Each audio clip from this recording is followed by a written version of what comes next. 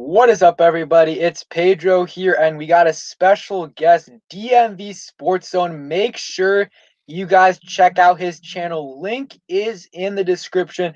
And maybe if one of my mods, I see you in there, Brian, maybe if you could, copy and paste that link in the chat, that would be much appreciated. Make sure you guys subscribe to him. So in today's stream, we will be talking about first, hot topic kind of is the D line. How much are you willing to give, each one of these guys, and how much, and which one of these guys do you want to keep? Or sorry, which one of these guys are you willing to move on from? We'll talk about that. Let me say hi to some of the guys in the chat. What's up, Brian? What's up, Blue Jay? What's up, King Sean? What's up, Riker? What's up, Jeremiah? What's up, Brian? What's up, Ali? What's up, Nicole? What's up, Winner? What's up, James? So what is up, everybody? What's up, Peyton? And Winter Nation. So, yeah, real quick, give me, a quick introduction about you, your channel, and then how much, we'll start off with how much you're willing to pay Jonathan Allen. Okay. Pedro, thank you, bro, once again for having me on. It's always a good time. And my name is Nati, and my channel is DMV Sports Zone, where we pretty much cover everything DMV sports and beyond. Make sure to check that out. And I'm a huge Washington football team fan, huge DMV sports fan in general, but especially Washington football team, right? The team that always gets all the news. It's always in the news, no matter what, whether it's in the offseason or not, or in the regular season. And I appreciate all the support in the chat as well. But yeah, man, I'm excited to be here, talk about DMV sports, and with their first topic, Jonathan Allen. I see the post up right now. Personally, I'm willing to pay him $17 million. In my eyes, there's only 3 elite players on the roster right now, and that is Terry McLaurin, Chase Young, and Jonathan Allen. And I know Chase Young is going to be up for some monster money in no time. I get that. I really do. At the same time, you can pay Jonathan Allen now, can pay Chase Young later, and worry about everything else after that, in my opinion. You just cannot let this guy go. He is too good of a player, one, and too good of a leader in the locker room.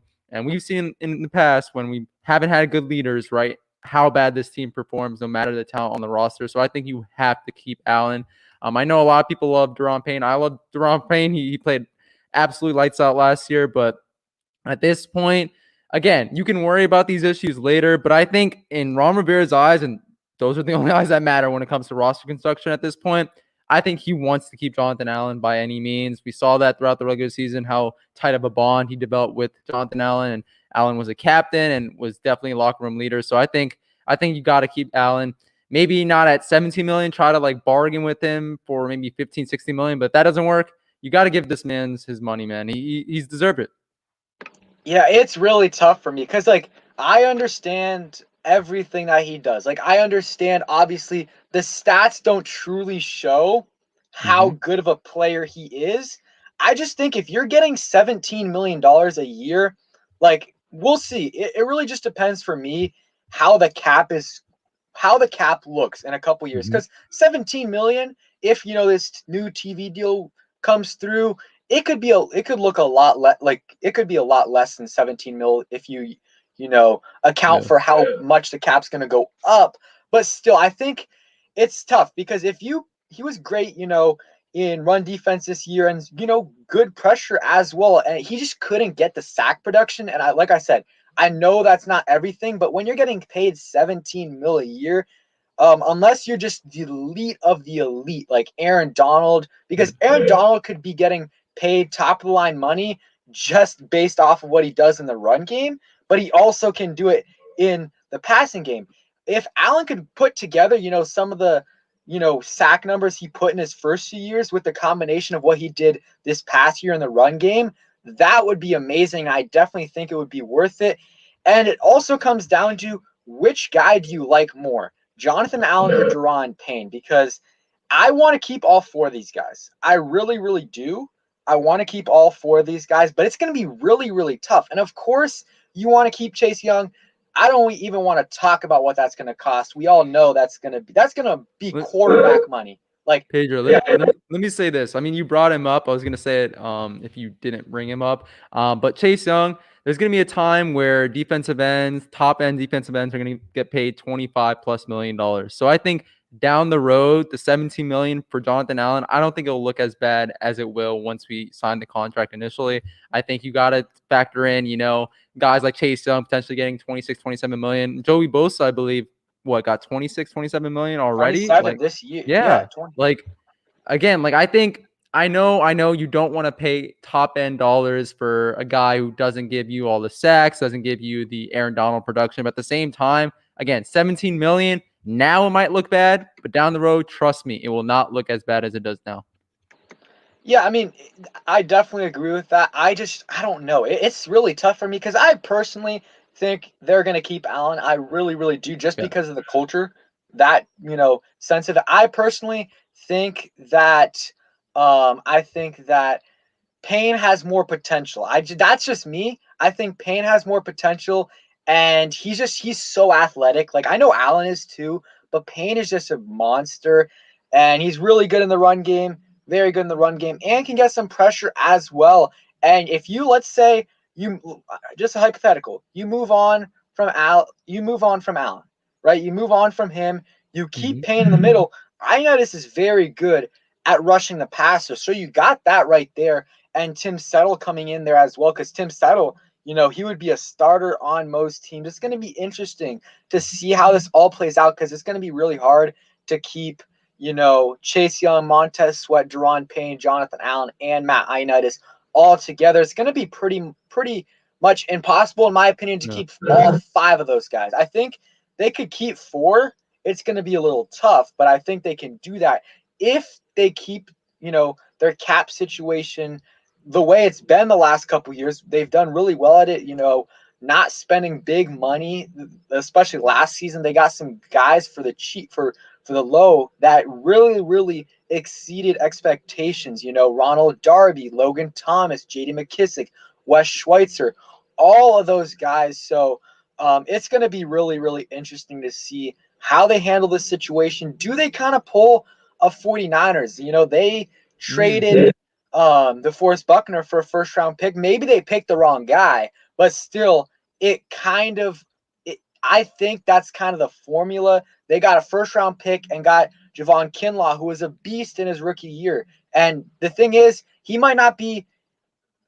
probably be as good or close to as good as DeForest Buckner in a few years, but that's really not the issue. The bigger thing is the contract, and they bought another 4 years with that. So it's going to be interesting. What's your thoughts? Would you rather have Payne or Allen?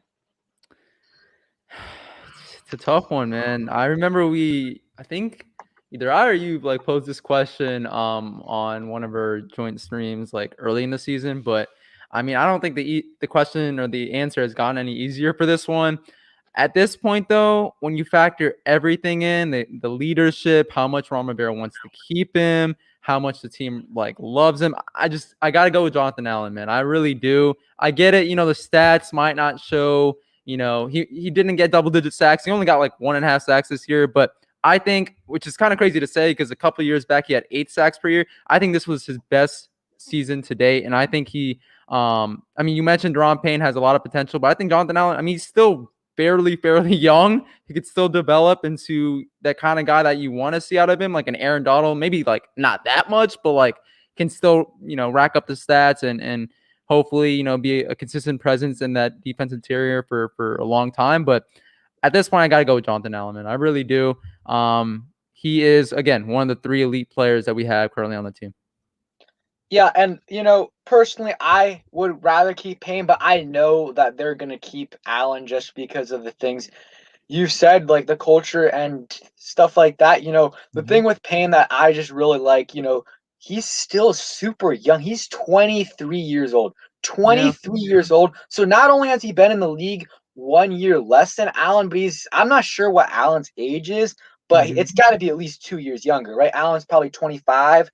So both of them are amazing, but I think I saw in Kime's article, if you pay both of those guys, you're not going to be able to keep Young and Sweat. And I think Young and Sweat, you're going to want to keep those guys, especially Sweat is going to continue to get better and better. And obviously Chase Young next year is going to he's going to be, I think he's going to be in the defensive player of the year, conversation, like top 5. I think that's how high I'm on him. I think he's gonna have a huge year. And Sweat, he already had a big year this year, 9 sacks, a couple So 1 or underrated. 2 forced fumbles. So yeah, and Merrill Garrett, I appreciate the donation. You pay Young and Sweat trade, trade Allen. They're probably gonna have to trade one guy, and you just don't want to make the mistake. The thing with the 49ers, you can argue if they traded the wrong guy, but at least they got a first round pick. Because think about, let's say they don't trade any of those guys, and DeForest Buckner leaves them in free agency, and they get a 3rd round comp, and maybe they don't even get that comp if depending on their free agency. So at the very least, you got to make sure you know who you want, and you pay that guy first, and then move on from the other guy. You don't want to lose these guys for nothing. And I think you can get depending on the player, Payne or Allen, and depending on the year they have this coming year, you could get probably a 2nd round pick, for them. Maybe depending on Payne or Allen plays this year, could go up to a 1st, could go down to like a 3rd and like a 5th. It's going to be interesting to see. But this is going to be a topic of conversation for the next months to years, depending on when we do pay Allen. I want to, everyone in the chat, go ahead and put your preference. Would you rather keep Allen or would you rather keep Payne? And it's tough. 17 mil is just a lot. It's a lot. How much, Pedro, how much do you think Daron Payne is going to cost? It's tough. The thing with me is I just don't know like how much of this 17 mil is like because the cap is going to go up so much. Because if that's the case, then I'm cool with it. Because like if the cap hit this year is like 12, or like let's say he gets the extension and his first year on that extension, the cap hits like $12 million, $13 million. I'm cool with that, because then after that, it's going to be more and more and more because of the caps going up. But I'm just not sure. Let me read some of the comments.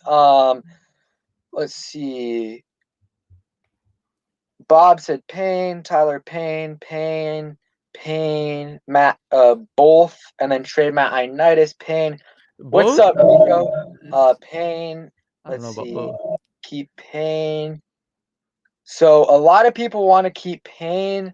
Some people want to trade Initis. So, I mean, it's a very, like, a lot of people have different opinions on it.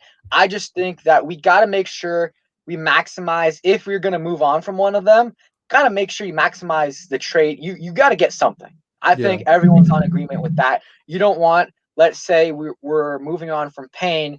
You don't want Payne to, you don't want him to leave in free agency and get nothing. I just think that's going to be a big mistake if they do that. Yeah, I mean, I agree. I know you noted in the chat someone mentioning both. I mean, I think we're in agreement on this. I just don't think that you could pay both Jonathan Allen and Daron Payne and, have contracts and Montez Sweat, and Young coming up. I just think personally, how I look at things, I'd rather have Allen and settle. And then someone who I don't know why, but is going forgotten by a lot of people, and Matt Ioannidis, not arguably, the best defensive lineman, in my opinion, interior defensive lineman on our team right now. If you go with Ioannidis, Allen, and Settle, I think that's a really good interior presence alongside, the edges, of course, and Young and Sweat. So I would just much rather have Allen there. Again, you're factoring everything into it, not just what he brings on the field, but also in the locker room as a leader on the team. There's more to football than just racking up sacks. There's a lot of things, especially as an interior defensive lineman, you need to set other players up for success as well. And Jonathan Allen has been able to do that the last couple of years. So I know I might be in the minority on this opinion, but I would rather have Allen. Yeah, I mean, I think either way, I mean, they're both great players, and they both have, top 3, top 4 potential at their positions. What's up, Philippi? How are you doing? So let's go ahead and transition into, we'll start a little bit with free agency, some positions, and then we'll obviously talk about quarterback. So we'll start with, let's go receiver. What is, like, I already know the answer, but we'll go ahead and let other people in the chat here. What is your dream scenario at the receiver position, and how much would you be willing to pay for this guy? Yeah, so I didn't mention this in the intro, but I am in Chicago here for college, and I'm going to go with the guy who's been on the Bears the last couple of years and is a Terry McLaurin clone, and that is Allen Robinson. The great receiver from the Chicago Bears, gives me a lot of Terry McLaurin vibes. This guy can produce no matter the quarterback. I mean, we had Mitch Trubisky for a couple of years. I don't even call him Trubisky. He's just so bad. Nick Foles as well, and he's still been able to produce, and I think he'd be a great fit. I know the money, $20 million a year probably for Allen Robinson might be a lot, but at the same time, when you have a coach in Ron Rivera who's willing to roll the dice last year for a guy in Amari Cooper, who I don't think is as talented as Allen Robinson, or at least as consistent as Allen Robinson, I think they can dish out that money to Robinson. And man, imagine Robinson and Terry McLaurin. Whew, no matter the quarterback, I just think, our offense will get light years better next year. Yeah, I would love Allen Robinson. And, we'll see. I think it's just a matter. There's been reports that he wants to leave Chicago, then he wants to come back. A bunch of, free agency rumors and reports. And, there were reports earlier he wants to go to a team with a quarterback. And then after that, it came out, yeah, he would be fine with the Jaguars and other teams. So you really don't know. But I would love Allen Robinson. He's a great route runner. Really good at contested catching, solid speed too, not elite speed, but good enough speed. He's a number one receiver. We would have two number one receivers. It would make Terry McLaurin better. It would make Allen Robinson better to be on a team that has a number one receiver. Even if the quarterback situation, isn't great, I think those guys have already shown that they're quarterback proof, and they've really never played with another elite receiver or number one receiver. So I think that's going to help both of them out, especially Terry. I mean, you look at this past year, at least, Allen Robinson was playing with, okay receivers around him, Mooney, some other guys, Braxton Miller, some other guys there that are solid separators and, have some potential. Us, we had barely anyone. I mean, you guys saw what Richard Sherman said. I mean, we just had no one, and the defense could just do anything they wanted to Terry in terms of, double teaming him, even sometimes triple teaming, because who is going to beat someone one-on-one when it's, Cam Sims, Steven Sims, some of these other guys. I like Cam Sims. I think he could be he's a solid rotational guy. You don't want him to be your number two. Not too many balls, though. Yeah. Yeah, I think he did, but I think I want to personally bring him back, not at a big deal, but I think he worked really hard. Obviously those first couple years, really good. Training camp just couldn't translate that, and this year they put him on special teams, and he worked his way up to being probably he's not a number two receiver, but he was the number two receiver on our team this year, and produced. Probably would have had 650 yards, if he would have played the full year. And I think bring him back. But still, Terry had nothing to work with at the wide receiver position. Some guys I like Curtis Samuel as a slot guy, just because he's an upgrade definitely over Steven Sims. Can get some separation, deep threat as well. Had 850 yards this year. I think 200 rushing yards. He's obviously able to get in the end zone as well. I like him as that slot receiver. He also can run the ball, like I said. Scott Turner, the fit is obviously there. He played in Carolina. Scott Turner was his OC for a bit, so I like that connection. It's not bad to get good Carolina players. It's not bad to do that. So I would like Curtis Samuel as that slot receiver, maybe Corey Davis as that number two receiver who, he could end up being a super, if he continues to develop, he could end up being a super high-end wide receiver 2 to low-end 1 if he continues to get better. This past season, I think he had 980 yards, but he was playing hurt the last few weeks, only played 14 games. He probably would have had 1,100 yards. So I think he's got really good potential. Going to cost a lot of money, but I really like Corey Davis. Another guy like Marvin Jones at the receiver position. Not a, guy that's going to be anything special, but we need, I'm fine with bringing Kelvin Harmon, AGG, those guys back, but we need someone that guaranteed if they, let's say they play 14 plus games, they're going to get you 500 plus yards and they can be at least serviceable because we don't really have someone like that. Maybe you could say Cam Sims, but you need more than just Cam Sims at your receiver position. Maybe Kelvin Harmon and maybe AGG can turn into that. Who knows? I mean, I think the jury's still out on both of those guys. You don't want to roll into camp with those guys being your best receiving options besides Terry, but I think they have the potential. They do, especially AGG, fourth rounder. He really didn't have a season this year. He really didn't. He didn't have any offseason. So we'll give him a little bit of break. What's another receiver you would like to go after? So originally the other receiver was actually Corey Davis early on in the offseason, but then I started to realize if he's gonna be a wide receiver too, right? Like I think he's a step below the Allen Robinsons, the Chris Godwins, but he's probably to command as much money, if not a tad bit lower than them. I just don't think it's worth it at that cost. I would rather go all in for a guy like Allen Robinson or even a Chris Godwin, who I know he had a lot of drops against us, but very uncharacteristic for him. He's a very solid producer year in and year out, and I think he would be a really good threat outside of Terry on the other side.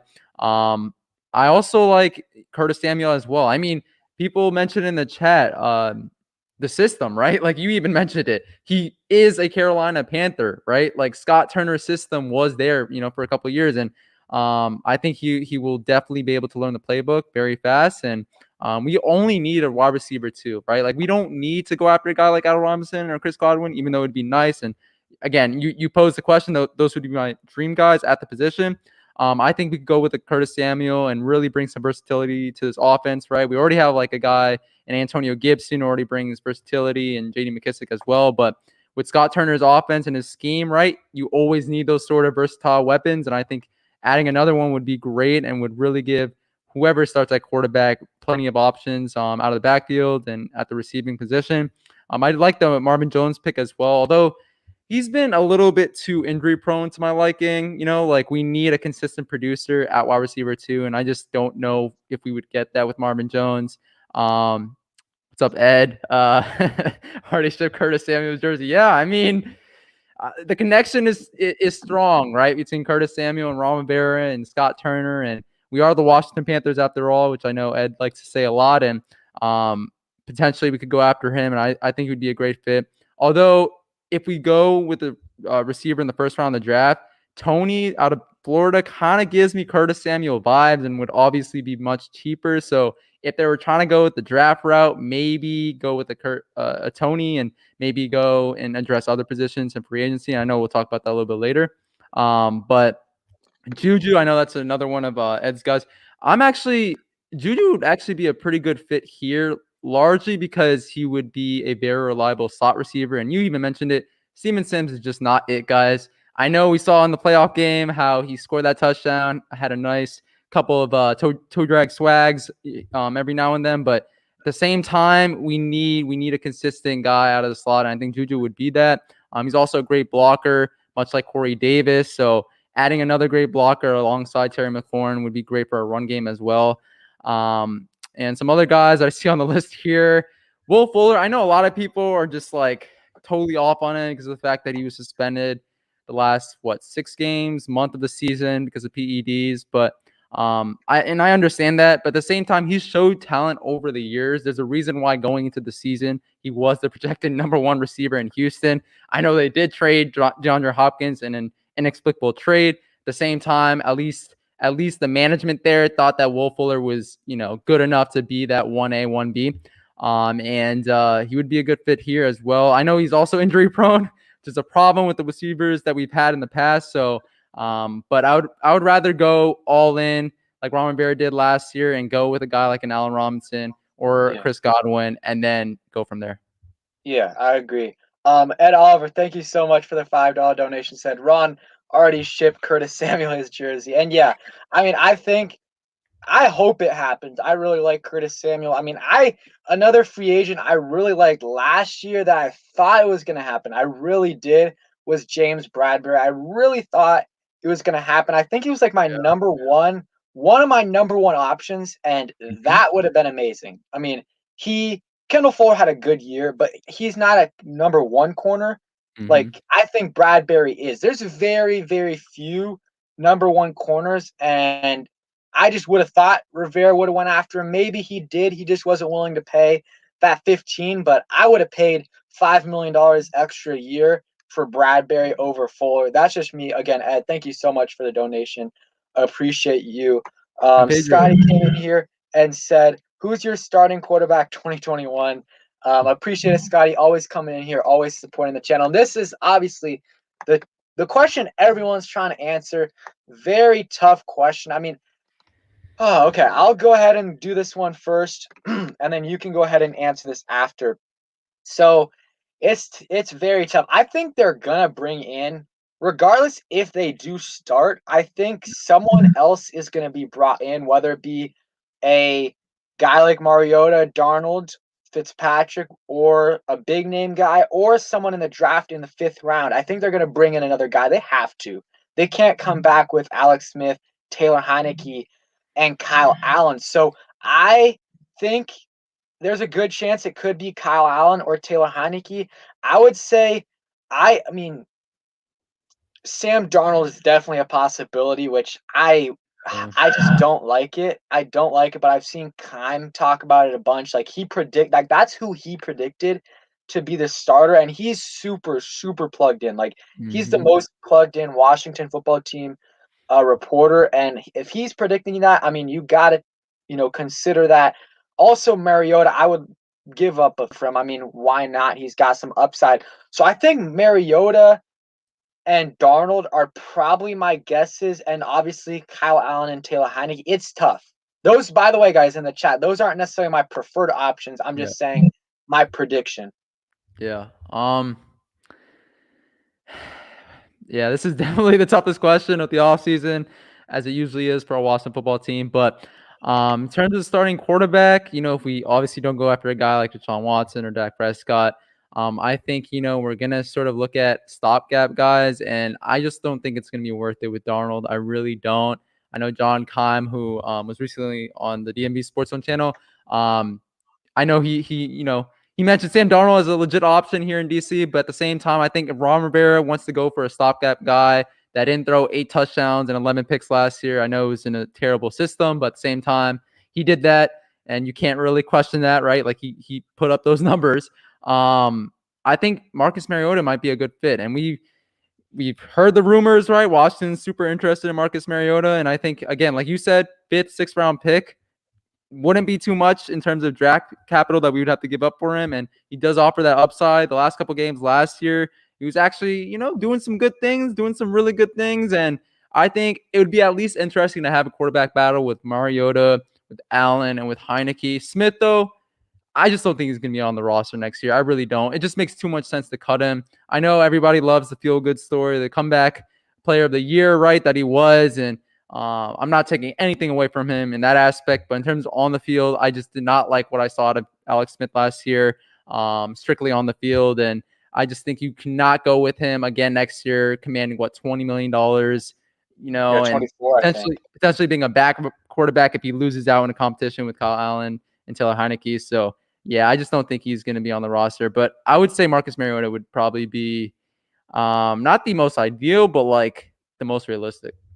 Yeah, and again, Scott, I appreciate the donation. Thank you always for coming through and coming to the channel. So, yeah, and I saw something Armin Brown and Philip B were talking about earlier, and I think it's something to consider. Like, there might be some receivers that don't want to come to DC because of the Mm-hmm. quarterback situation. So, hopefully, we can get that settled before free agency starts, whether that be a guy we traded for or something, just because I don't want to go through this offseason without getting a single wide receiver. And I think there's going to be guys that it's their one chance to get paid, or maybe it's their first time to get chance to get paid, that they're going to just go for the most amount of money. And Yeah. in that case, we might be able to get one of these guys, but it's just going to be tough. And I think hopefully we get this situation, you know, done by the start of free agency. What's up, Burning Gold fan all day? And something that you said earlier about Kadarius Toney, I like Toney. I do.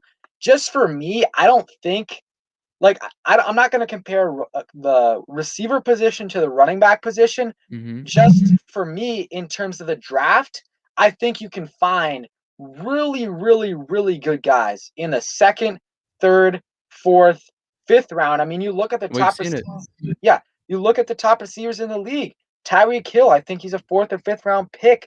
Stephon Diggs, Off the fifth field round. troubles though. You Yeah, gotta. but Stephon Diggs, fifth round pick.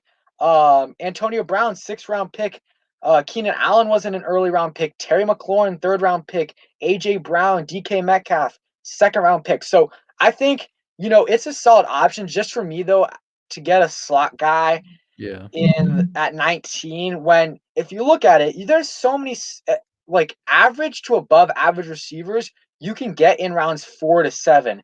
How many average left tackles can you get in the 4th, 5th, 6th rounds? Like, that's just my take on it right there. Like, you're not going to be able to get, like, if they do want to go after left tackle, like, Mm-hmm. if that's what they want to do, you're not, like, very, very, it's going to be very hard to get that guy in the 6th round, 5th round, 3rd round, unless that guy has some off the field issues, like kind of like Sadiq Charles did last year. So I would not be mad if we drafted a receiver in the 1st round. Obviously, if somehow Devontae Smith, Mm-hmm. Jalen Waddle, Kyle Pitts, Jamar Chase, obviously, there's a very Kyle Pitts. slim chance one of those guys slips. But that's 4 names right there, and there's Yeah. a lot of quarterback needy teams.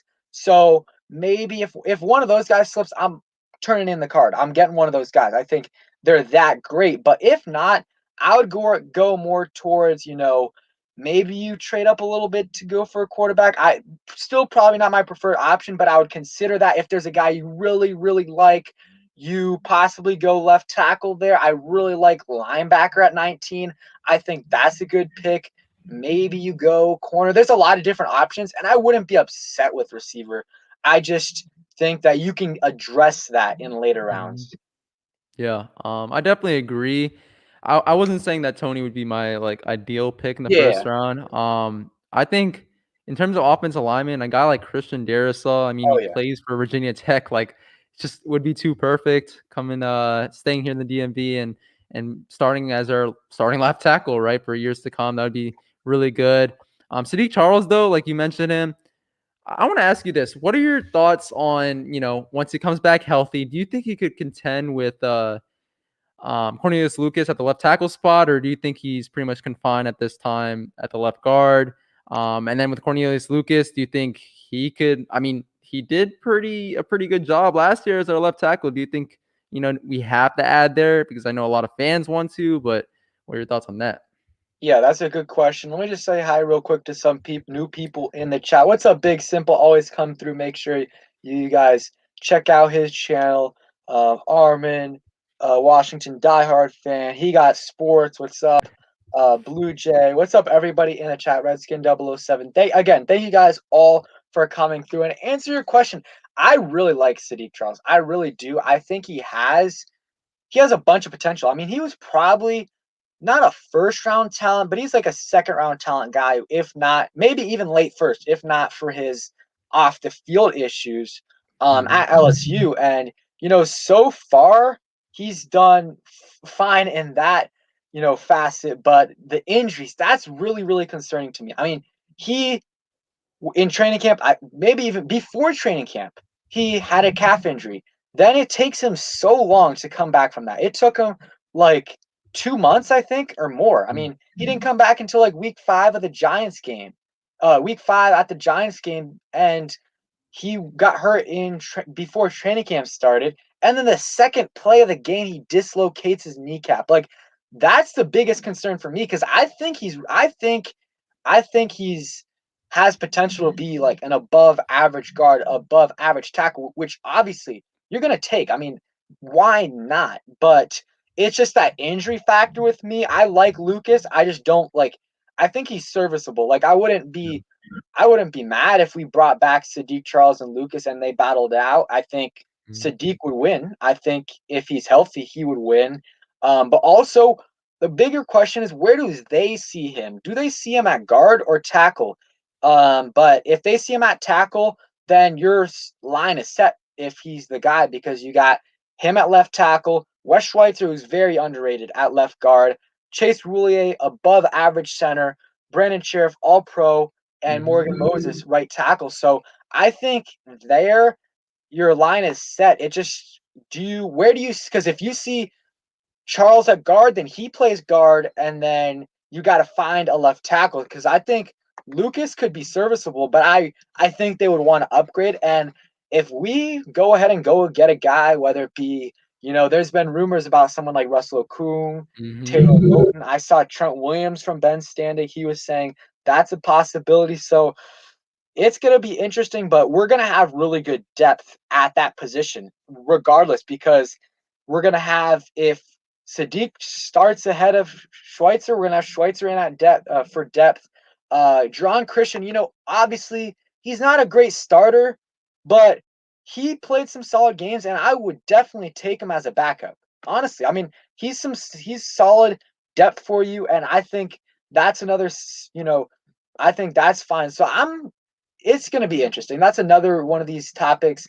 I like Charles. The biggest thing, though, is just going to be, can he stay healthy? And Redskin 007, I appreciate the $5 donation. He said, Big Simple, we lit. Let's go. Again, check out Big Simple. Great Washington football team YouTuber, and I appreciate the donation. So, yeah, left tackle is a big, I wouldn't say like it's a weak point. It's just a question mark at what we're going to do, because you got two potential options that aren't going to be bad, and you have one that has really good potential. He's just not really stayed healthy. So I'll right back at you. What's your take on that? Like the So I see the 3-time Super Bowl champ skins mentioning the offensive lineman from the Jags. I think Cam Robinson is his name. I personally, the most ideal thing for me would be for Cornelius Lucas to serve the swing tackle role that Ty Nsekhe had for so many years, and that he was so great at, that he got a big contract with the Bills because of it. I think that would be like his most ideal role on this team.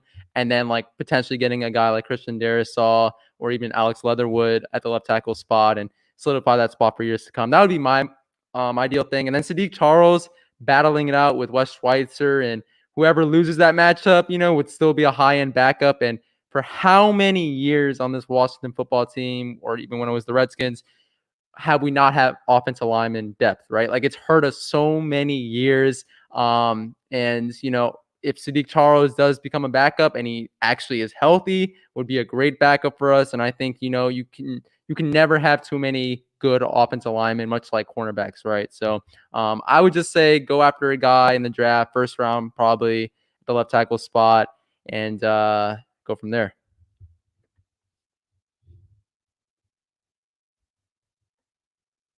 Sorry about that, I was muted, but I'm fine with running it back with this offensive line group, and I'm also fine with them going after free agent, or going after someone in the draft. I would stay away from someone like Russell Okung, just because I think he's pretty old right now. Let me check his age, but he is 33. So, and he isn't at nearly the same level as someone like Trent Williams. And he's getting up there in age, hasn't been able to stay healthy. Someone like Trent, I would be, it's tough. I'll be all for the reunion. I don't know, I don't know if I would be fans, okay with I'm it. in the I know a minority lot on of this. people. Yeah, I know a lot of people are upset that he left us, and it was kind of like, it's tough. Like, he kind of wanted to come back, but also just like he was just done with the situation with the old regime, and he needed a fresh start. So if he would be open to it, I would be, okay with it. Like, I would too. I would like it. It just depends on how much money. So something to keep. Something, we got to keep our mind open to. Hey, Mr. Ron B, thank you so much for the $20 donation. Washington football team back with a vengeance in 2021. I appreciate that, man. Talked to him earlier. Great guy, and I appreciate the donation, man. Really helps out a ton. And yeah, I mean, we got a chance, the NFC East. not doing too hot right now. I think the Eagles gonna be probably last place in the division for a couple more years, depending on how their quarterback situation plays out. The Giants, we'll see what goes on with them. Is Daniel Jones the guy? They got a solid defense, but they don't have a great offense, and we'll see what Daniel Jones does. And then Dallas, they've got a solid team, but let's see what they do with Dak. And what was their record the year before this year with Dak? 8-8. Like, we just got to figure out that quarterback position. And I really think that we can dominate. Ed Oliver talked about this too, but we have a chance to dominate this division if we get this quarterback position settled. And even if we don't, like, if we run, I know no one loves Kyle Allen as a starter, or even Taylor Heineke. I know a lot of people like him, but I don't know if a lot of people love him as a starter. But even if you don't, like, I think that tandem, one of those two, could win you 7, 8, maybe 9 games. And in the NFC East, that could win you the division. And while you wait another year and see, you wait one more year, see what your quarterback options are. If next year there's some guys you like better in the draft or in free agency, or if there's another disgruntled quarterback that you can go after, man. Appreciate the donations so much. Thank you for supporting the channel. So yeah, real quick, give me your thoughts on, how everything stands in the NFC East, the teams around us. This is our division, man. This is definitely our division. The Eagles, wow. They're in like salary cap hell at this point, man. They traded they traded away Carson Wentz, the guy they invested so much money in, only to have a $30 million dead cap hit. Even with him no longer be on the roster this year. It tells you all you need to know about the Eagles salary cap situation, and their roster is aging, man. Ever since the Super Bowl, it's just been aging, and isn't really talented. And Jalen Hurts, I mean, the jury's still out on him, whether he can be a reliable starting quarterback for the Eagles. I know he had that semi-solid performance against the Saints, and had a couple of solid performances towards the tail end of last season, but I just don't know. We'll see more about him, as the season goes along this year. But the Giants, I think the Giants are probably, I think the Giants are probably our biggest threat, actually. I know the Cowboys have all the talent, but we say that every single year, man. Like, it gets exhausting. Oh, the Cowboys have all the talented weapons you need. They have one of the most talented rosters in the NFL. It doesn't matter. It doesn't equate to wins. It doesn't. And I know last year, right, Dak Prescott got injured early in the season. I get that. But even before that, they were 1-4 with him balling out completely. Was a top 5 quarterback early in the season, but their defense was one of the worst in NFL history, not just last season, up until that point. So I just think the Cowboys will be there. They'll be there. Probably if they do get Dak back, that's a big question. If they get him back, they'll probably be, hovering around 8-8, 9-7 as they usually do. But I think Washington, if we get, a serviceable quarterback, we don't have to get the Dak Prescotts of the world or the Deshaun Watsons of the world. Like, a Marcus Mariota would suffice, in my opinion. If we get a guy like that, I mean, 10-6 could probably win the division next year if we're going to be real.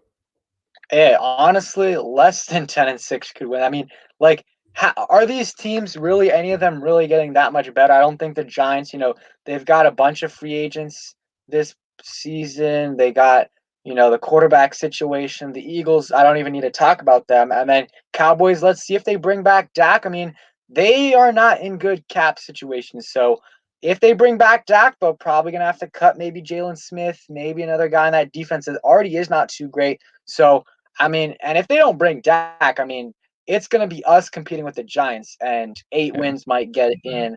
Red Wings, appreciate the donation a lot. If the Jets cut Jamison Crowder, should we bring him back? At slot? I'm a big Crowder fan. I think he's a good guy. He was a great receiver for us here, especially in his role. He was great at his role in that slot receiver, much better than Steven Sims. I mean, you can't even compare the two.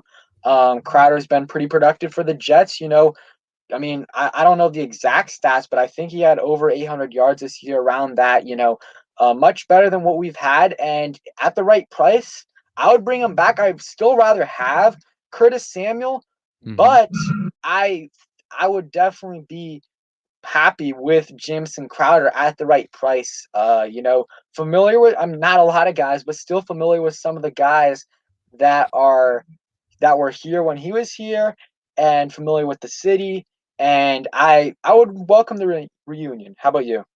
Yeah, Pedro, why not both though? I mean, if Yeah, Jameson Crowder, I don't think he's gonna cost that much to be real. Like I think he's getting up there in age and has been really injury prone over the last couple of years. I know he had a pretty good season last year, but if we get Jameson Crowder, I think we still have enough money to go after Curtis Samuel. I don't know about you, but no, I thought Jameson Crowder was super underrated when he was here. He was a very good slot receiver. And then then within the snap of the fingers, we lost Deshaun Jackson, Pierre Garçon, and Jamison Crowder, one of the best receiving groups in the NFL at that point, right? Speaking of Deshaun Jackson, we should not go after him. I don't think that has to be said, but no, Jamison Crowder, I think I would be all for the reunion, much like I would be all for the reunion with Trent Williams. yeah. Derek Hawkins, thank you so much for the $5 donation. Hashtag vote for Pedro and Nati, vice president. Bump the division. Let us go for the whole enchilada, aka the Super Bowl. Hey, if we get the right quarterback, obviously there's some other pieces we would need to address, but we got the defense that is close to being championship caliber. I mean, just get that linebacker, Linebacker, exactly. and you get that linebacker. The combination of addressing a couple holes on the defense, plus our defense is so young, they're all going to develop. They're going to continue to get better and better for the next few years. So our defense is going to get better and better and better as long as we keep some of these guys together. So we just got to get that quarterback. And if we get elite, like I think we can go into a deep playoff run with a solid quarterback, like 16 and up, like top 16 quarterback in the NFL. We can go far in the playoffs with, not necessarily being a playoff, a perennial playoff contender, but there'll be some years that we can do damage. So I agree. We got to think big. We can't be content with, going 8-8, 9-7 and win the division every year. We want to do some big things. So I mean, I think this year the step is going to be, increasing the win total. Like I know a lot of people aren't going to be happy with 8 wins this year, and I wouldn't necessarily say I would be happy with it, but I would be okay with it because you look at the schedule, it's so much harder than it was last year. Obviously it's hard to play that game right now, but still 8 games, you're improving your win total. Obviously the situation is different if we have Dak Prescott at quarterback or if we have Derek Carr at quarterback. Like, obviously, Derek probably Carr. not.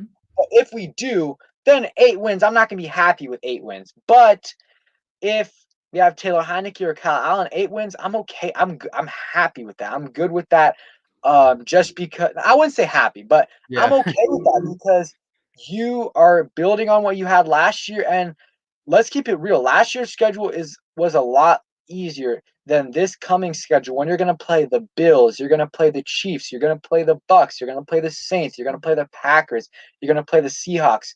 So a lot tougher schedule. So if you can improve on that and find your core guys, I think it's a successful season. And the biggest thing, you got to find that quarterback and we're contenders.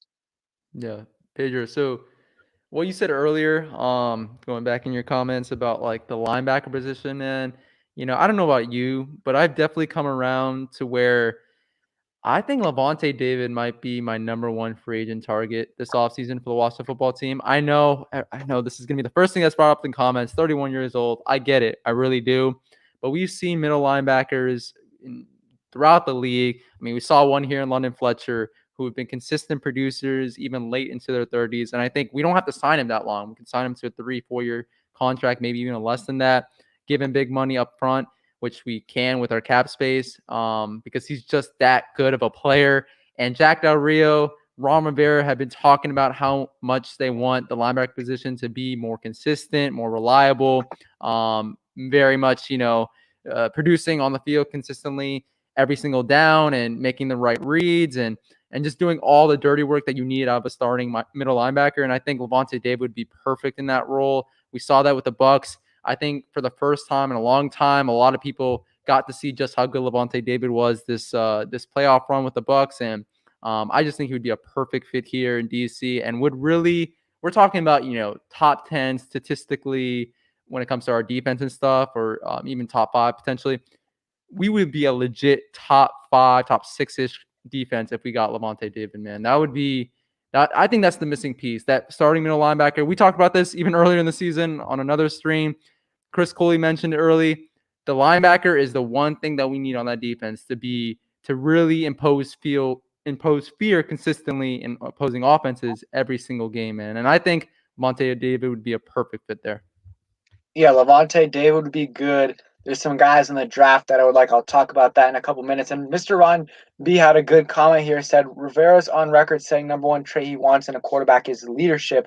So based on that, who would you go after? And that's a good question. It's tough. And to your point, also Martin Mayhew and Marty Hurney in their press conference, they said the exact same thing. So clearly, it's important to them. I don't know if someone like Sam Darnold would fit that mold. Like, I don't think so. Just because you work hard and stuff like that doesn't mean you're a great leader. It's tough. I think in the draft, there's some really good, Justin Fields. I know a lot of people don't like him just because he plays at Ohio State, but if they wanted to trade up, that could be a guy they like just because of his leadership. Justin Fields, Trey Lance has some good leadership as well. Not so sure about Zach Wilson. There's been some, he didn't get voted captain, I'm pretty sure. So that is a little bit of a question mark if in terms of just leadership, if you're going towards that. I think Mariota would be okay. Fitzpatrick, if you're looking for a leader, he's been in the league a lot. Yeah, Philip B just mentioned it as well. He's been in the league for so long. He's been able to develop some of these young quarterbacks. So he would be an option to monitor. I wouldn't be upset with it. Definitely better than Alex Smith. At this moment, I think just because of his health, just because of Alex Smith's health, I think Fitzpatrick would be an option. There's not many great options. Obviously, if Dak was available, he's one of the best leaders in the NFL. What are some leaders at the quarterback position that you think are going to be available that come to mind? So outside of Fitzpatrick and of course Deshaun Watson and Dak Prescott, I think someone who you touched on a little bit earlier, but we haven't really touched on much in this conversation, is Derek Carr. I think Derek Carr would be a great leader here in DC. I mean, leadership plus very good on the field play that we saw the last couple of years and hasn't been too injury prone. So I think he would sort of serve that mold. I don't know about you, Pedro. Yeah, it's just going to be really hard to get. I don't think they're going to move on from him. I would like him. I just don't think that they're going to move on from him unless they get an elite return, which I'm not willing to give up. Really, I would be hesitant to give up anything more than a first. So, and I don't think they're going to give him up for a first round pick. So, that's just my take on it. But yeah, he would be a great player. I see some people saying, Armin said Derek Carr, yes, but for 2 firsts, no. Yeah. So yeah, that's kind of my take on it. But let's move on. I know you got to go in a bit, so let's move on to some of the guys we like in the draft. What are some guys?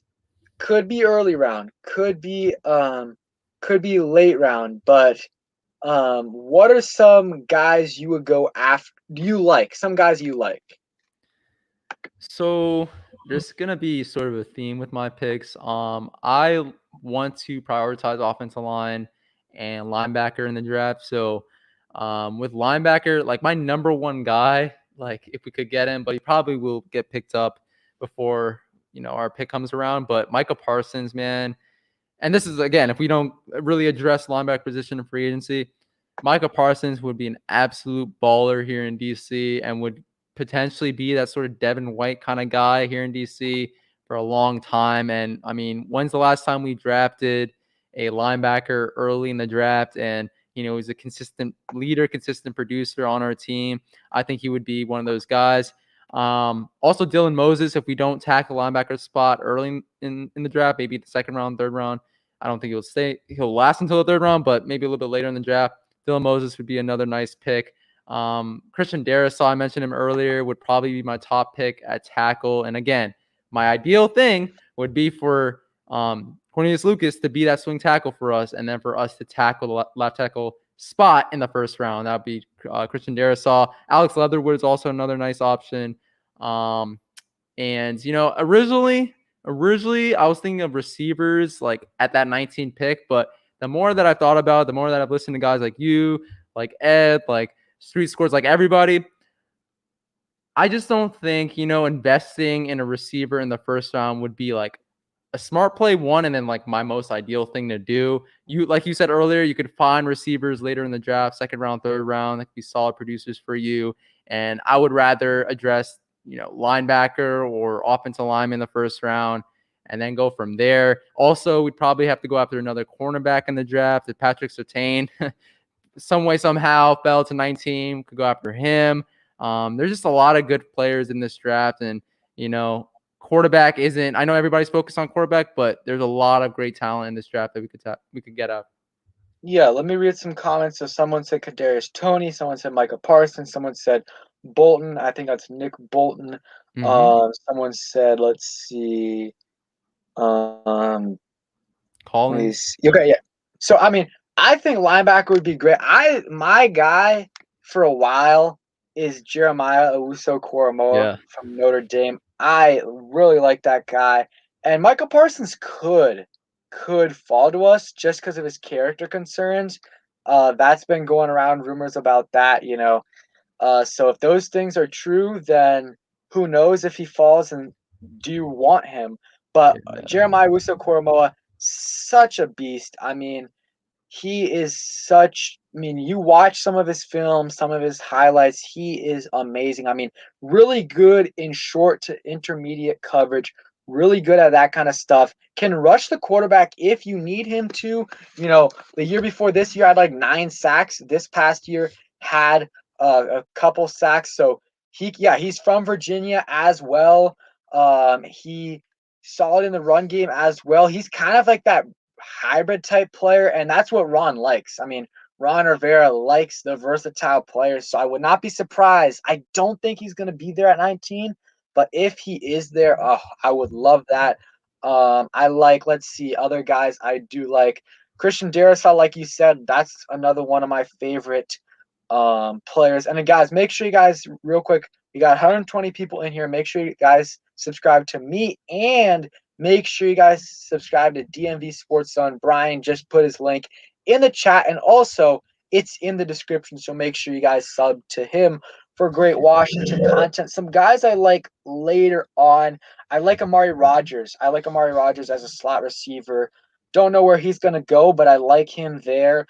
I think I would rather have him than Kadarius Toney. Not the player. I like Toney better as a player, but if you're going to say get Toney in the first or get Amari Rodgers in the third, or wherever he goes, I think I'd rather go for Amari Rodgers. There's some other guys, other receivers that are really good as well. This draft is going to be interesting. I mean, it's because not much scouting, because some players haven't played since 2019, 2019, and there's no combine, not really any interviews. So you're going to have to trust your guys to make sure not only that you're getting a good talent, but you're also getting a good person. And I trust Rivera, Mayhew, and Hurney. Definitely trust them in terms of finding the right person.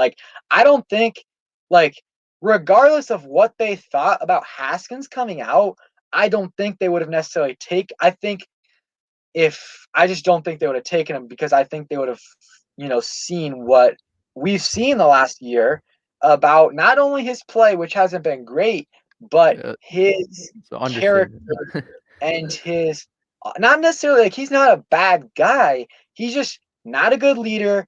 He really doesn't have what it takes to be an NFL guy in terms of his work ethic, and how he prepares, and his production also not great at all. I feel confident that Ron and those guys aren't going to find another guy like that, or draft another guy like that in the first round. So how about you in terms of quarterback?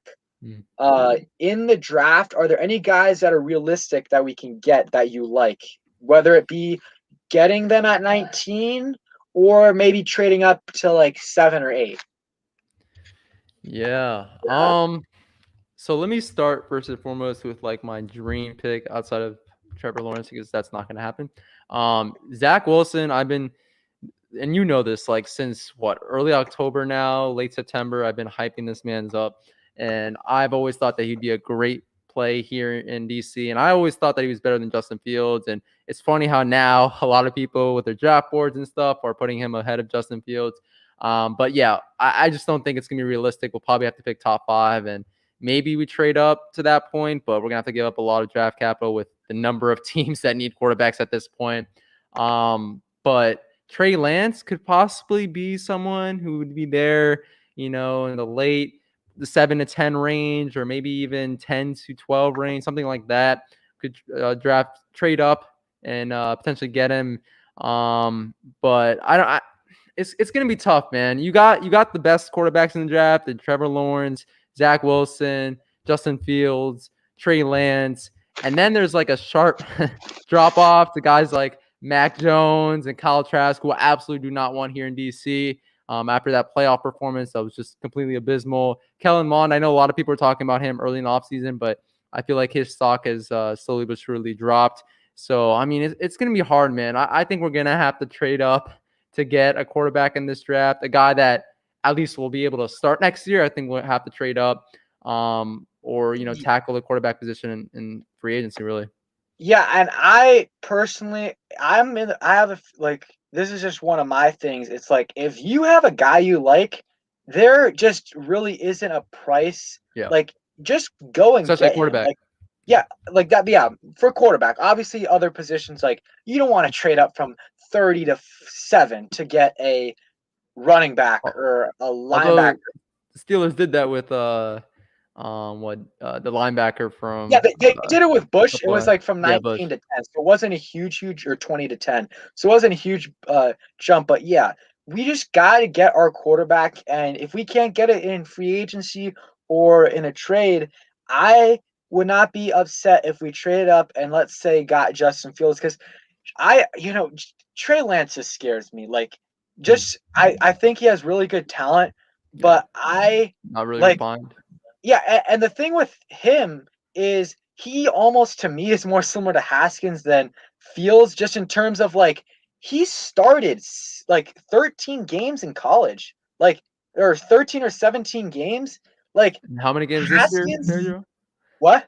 How many games this year? One game. So like Haskins, his coaches were shocked. Were shocked that Haskins declared for the draft. They thought he was going to return.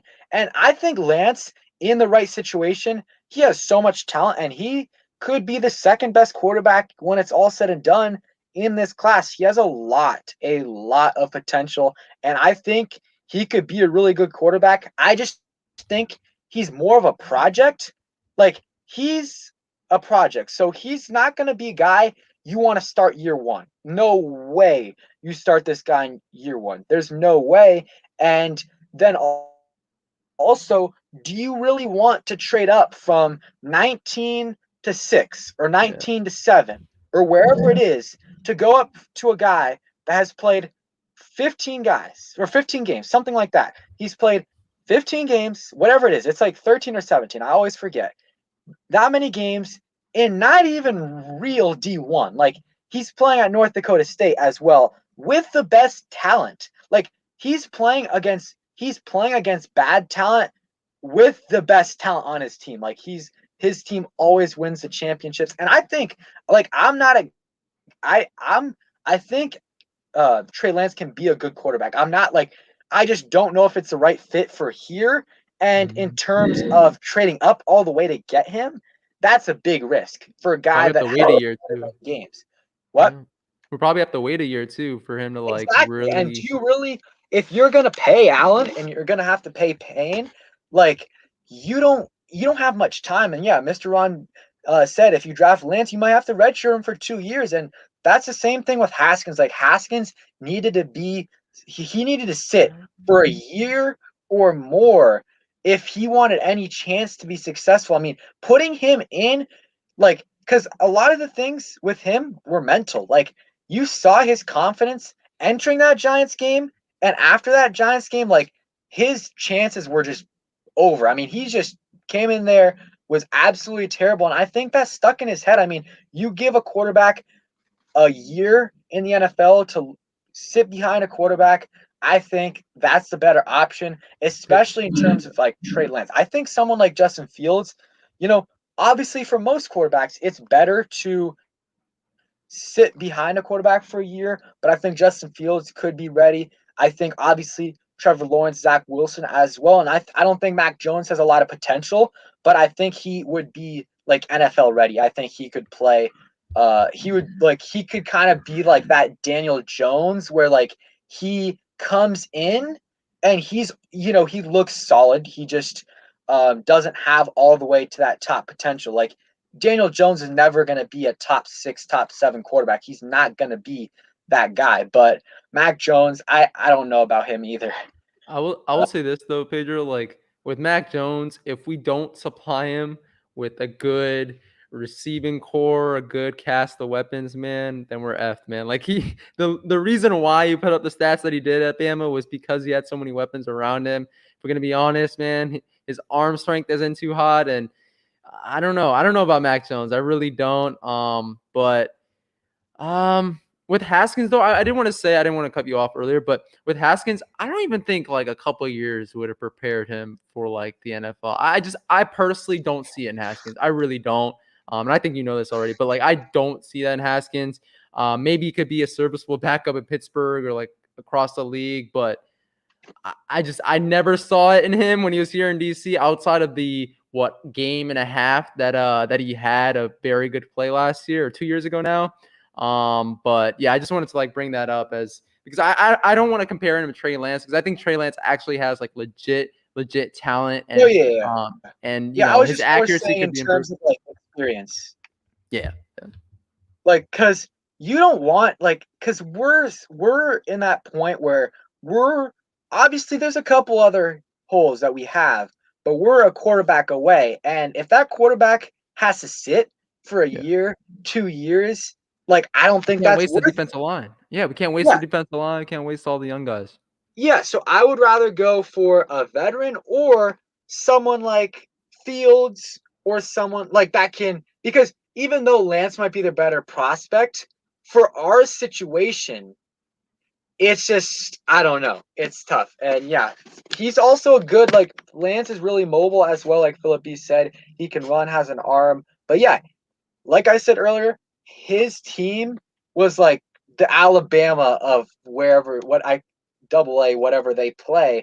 They were so dominant, and it's just tough to see how he really is. We'll see though. I think this quarterback class is going to be really intriguing, and who knows, maybe Ron and them surprise us and trade up and get one of these guys. I wouldn't be upset if they really have a guy and they make a plan for him. I would not be upset at all. So I know you have to go in a couple minutes. So, or do you go right now or? I'm done for one more question. Yeah. So, we'll go ahead and wrap this up. So, what? Okay, I was gonna ask a different question, but let me switch this up. What if you could make one move this offseason? Like, and make it realistic, because we're not gonna be able to trade for we're not gonna be able to trade for Patrick Deshaun Mahomes. Watson or even Dak Prescott is a little bit unrealistic. So either one free agent signing or besides the answer you already gave with Allen Robinson, one free agent signing or one draft guy that you would think a draft pick that you think would fit perfect, or even a trade. Is this like besides Lavonte David as well? Yeah, just Okay. yeah. Wow. The one guy that I would probably target outside of Allen Robinson and Lavonte David, those are my top 2 picks. I would say I'll give you 2 guys. So in the draft, this might surprise a lot of people, but I really, really, really like Logan Thomas, but why not add another really good tight end? And I would probably go with Kyle Pitts. You mentioned him a little bit earlier. Kyle Pitts, guys, I know A lot of people think of him as a receiver coming to this draft, but no, like he literally offers you great blocking. He played as a tight end in college, so he does know the position very well. I know tight ends are notorious for starting off slow, but I mean, I just think Kyle Pitts with Logan Thomas for the next couple of years at least would be really great. I will say though, Christian Darrisaw, now that I think about it a little bit more, just because of the position that he plays, would probably be my number one guy because he's a left tackle. He was really good in college and he played at Virginia Tech, right? DMV kid that we want to keep here in the area. So I would probably say those two guys in the draft. In free agency, it's tough. It's tough. I mean, so am I also excluding Curtis Samuel as well in this You conversation? can go ahead and say Curtis Samuel. That's fine. Okay, so I would say Curtis Samuel just because, I mean, we are the Washington Panthers. Like, he is, if he comes here in DC, like, I don't think there will be as much of a learning curve as there would be for other receivers that we bring in. And that's very important no matter the quarterback that you bring in here in DC. So I'd probably go with Curtis Samuel. I mean, I don't really want to list off too many guys, but even a guy like even one of the star-studded left tackles that are available. I mean, Trent Williams, we talked about that earlier, but I think it's not being discussed enough. I would be fine with him coming back if it's for a 2-year, 3-year contract. I really would, because we don't need a left tackle to be there for 6, 7+ years, honestly, with the type of team that we have. We're trying to win now. So if you're trying to win now, go after a guy that you can trust, right? Who's been a consistent all-pro type of guy for many years in DC. And I know he had a terrible ending here in DC, but that wasn't.